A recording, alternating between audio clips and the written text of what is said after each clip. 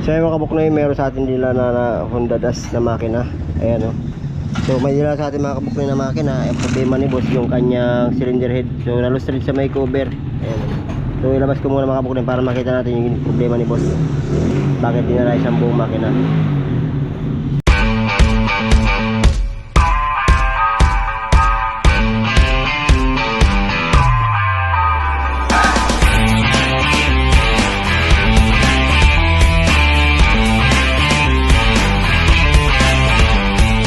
Yan mga kabuknoy, titingnan natin yung problema ng Honda Dash. So pinadala sa atin. Shoutout pala kay Boss Jamel. Shoutout sa inyo boss. Yun, nakarating sa atin yung yung pinadala mo na Honda Dash, yung makina. Yun, alamin natin yung problema ni Boss Jamel sa kanyang dash. Ayan o. So ilabas mo natin. Tanggalin mo dogs. So biyarat lang. So buong makina na pinadala sa atin ni Boss Jamel. Ito problema pala ni Boss. Kaya pala makina isang buo na pinadala sa atin. Itong isang tornilyo na 8 hindi matanggal. So bali illustrate na mga kabuknoy yung kanyang bolt.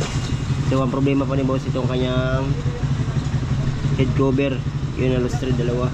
So ibabalik standard natin yan mga kabuknoy para ma-standard natin, isliban natin yan. Ayan o.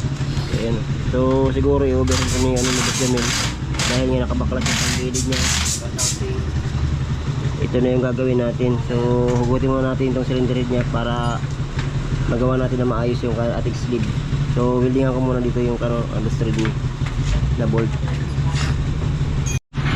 So yan guys, nakakalas ko na yung cylinder head. Ayan, so yung kanya makina. So ibalik na natin dito sa kanya sako. Kumuha natin yan dads. Ayun na kailangan ko yung yung head.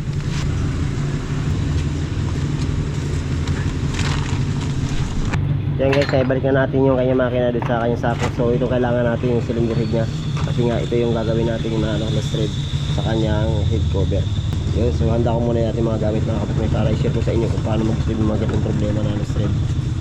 So yan guys, na isa lang na natin sa ating gato. So ang unang gagawin natin dito mga kabuknoy, i-gagawin natin, barinahan natin ng 8mm itong dalawa na to.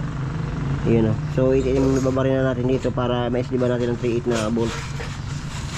So yan guys, so barinahan ko ng 8mm. So ito yung gagawin natin dito na barina 8mm para masliban natin ng 3/8 na hantap.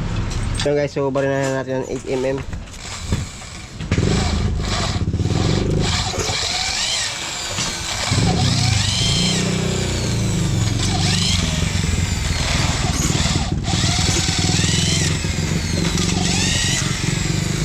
So yan guys, nabutasan na natin ng 8mm. So mix na natin yung 3/8 na hantap.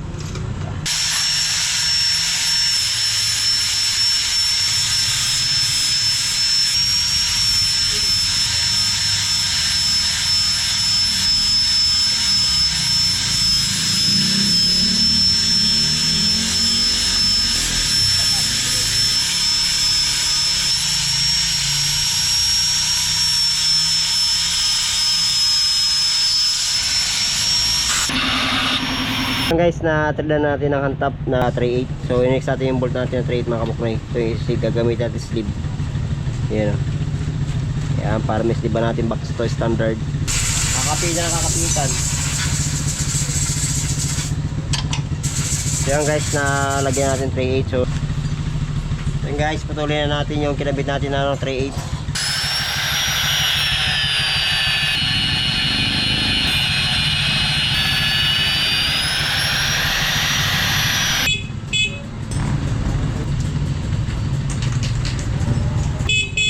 Cross thread eh.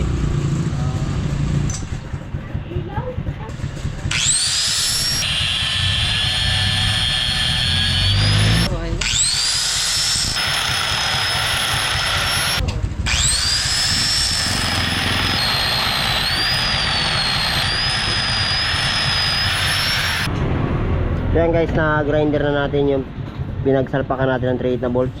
Yun, so barinahan mo natin yung bandang gitna para balik na standard yung kanyang stud bolt. Wala, may editor ka. Hindi ba dyan yung mga editor mo? Oo.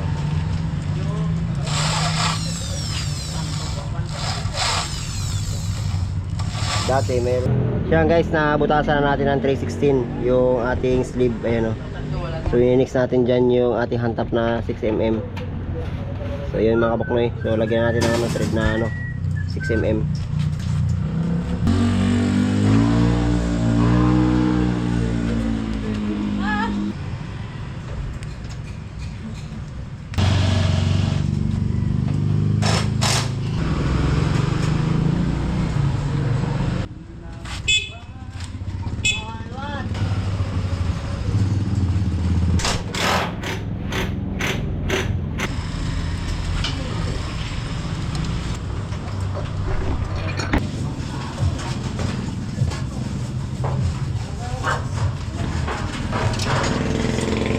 Siya guys, tapos na yung sleeve natin na yun. So natreda na rin natin ng 6mm. Yan, by dalawa lang ginawa natin.